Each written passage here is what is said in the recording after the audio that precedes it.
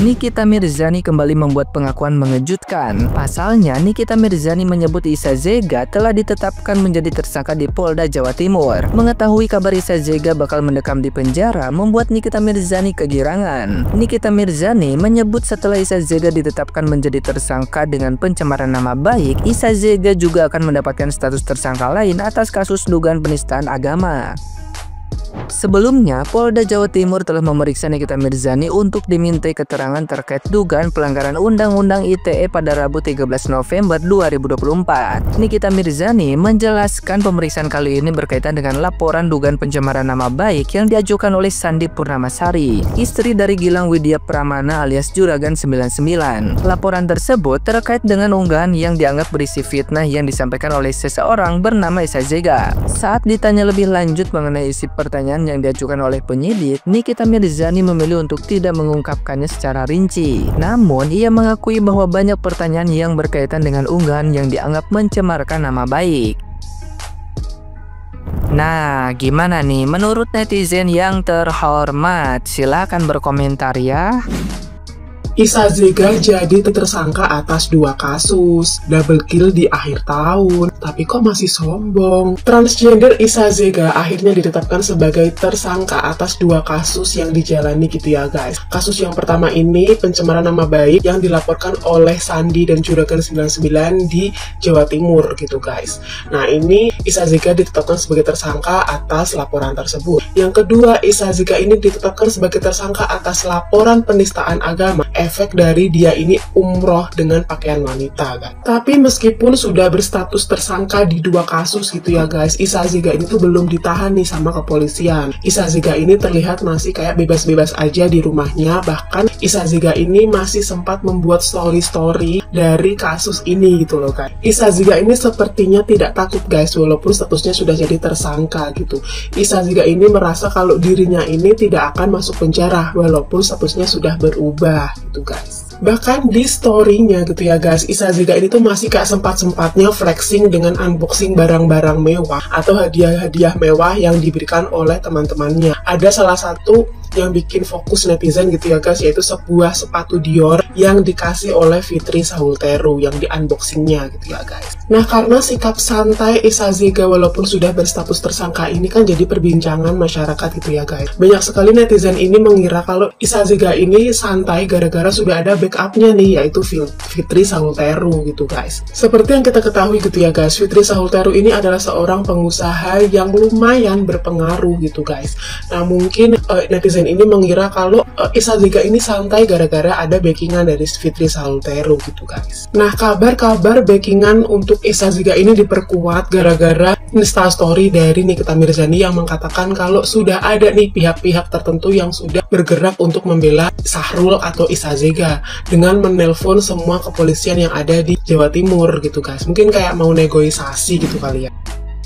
Berdasarkan info, si Sahrul ditetapkan menjadi tersangka di Polda Jatim. Wow, nggak apa-apa kok nggak kena di pasal penistaan agama. Tapi yang penting ini kau pencemaran nama baik kok kena deh ya. Dan kita pasti bahagia banget ketika nanti kau masuk dalam penjerong. Wow. Ingat nggak dulu waktu Lu Cinta Luna ketangkap, kau berkumpul bikin tumpengan nasi kuning. Ku ajak nanti Lu Cinta Luna ya, bukan bikin nasi tumpeng lagi, nasi basi ya, nasi basi buat kau. Mampus kau. Menyala Nikita Mirzani, menyala Lu Cinta Luna, menyala Yolo Ine, dan semuanya. Mampus kau. Halo, saya Yolo Ine. Saya ingin mengucapkan selamat kepada Sahrul atas gelar barunya karena telah ditetapkan menjadi tersangka atas kasus pencemaran nama baik di Polda Jatim. Hal ini tentunya bukan hal baru untuk Sahrul karena ini adalah kali kedua Sahrul akan duduk di kursi pesakitan. Lalu apakah Sahrul bisa melalui semua ini? Mengingat akan ada satu kasus lagi yang menantinya, yaitu kasus penistaan agama yang sudah pasti melibatkan beberapa pihak di dalamnya. Lalu, apakah Sahrul juga akan ditetapkan menjadi tersangka dalam kasus penistaan agama yang melibatkan SS Travel?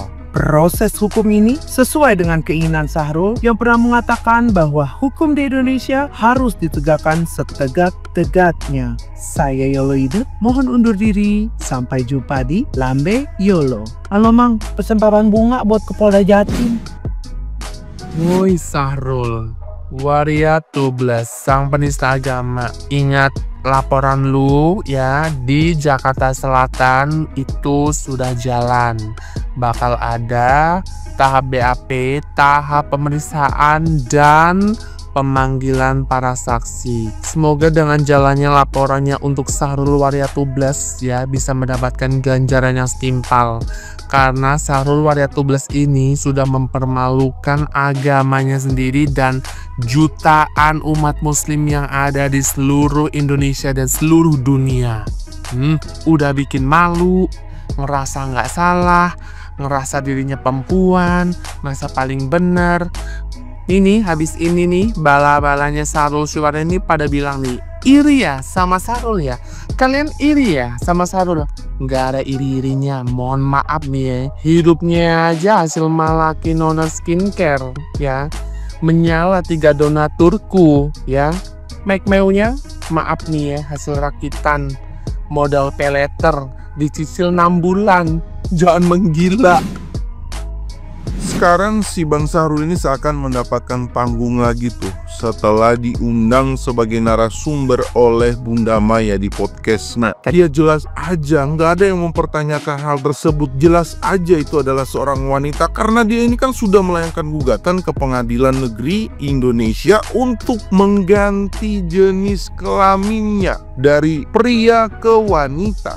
Dan ketika putusan itu disahkan oleh Pengadilan Indonesia, maka seluruh aspek yang melekat kepada seorang wanita itu berubah status dan berpindah kepada si Sahrul dari seorang pria menjadi seorang wanita. Nggak ada yang ngebantai kok. Namun berbeda halnya jika itu berbicara masalah agama. Lo tuh datang ke Mekah, ke tanah suci, dengan kodratnya dia ini sebagai seorang pria, namun datang menggunakan pakaian wanita.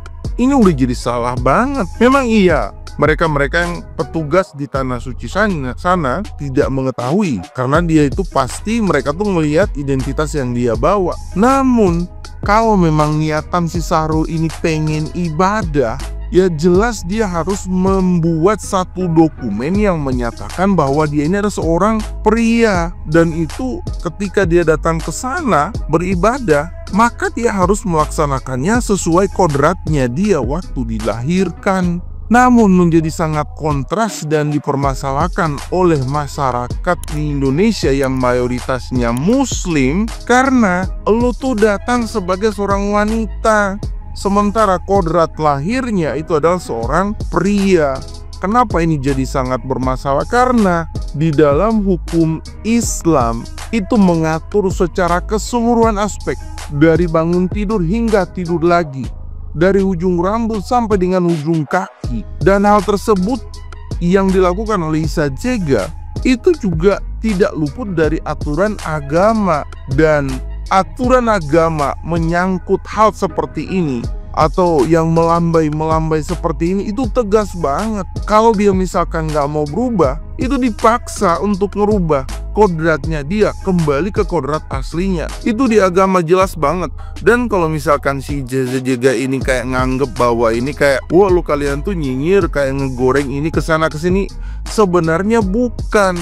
Ya kalau misalkan permasalahannya itu hanya terkait kayak ya permasalahan skincare lah. Kemarin kan dia diundang ke Polres Surabaya itu, ke kepolisian Surabaya itu kan dia datang untuk ya melakukan pembelaan terkait permasalahan skincare ini tadi. Ya kalau misalkan itu permasalahan skincare dan permasalahan pribadinya yang lainnya itu ya nggak akan jadi soal. Itu bebas lah, terserah mau gimana modelannya, terserah. Dan dia pun ketika mau berekspresi di Indonesia ini ya bebas-bebas aja, dia mau berpakaian wanita ya itu terserah dia lah, itu haknya dia karena itu sudah dilindungi oleh negara. Namun menjadi sangat kontras jika itu dibawa ke ranah agama.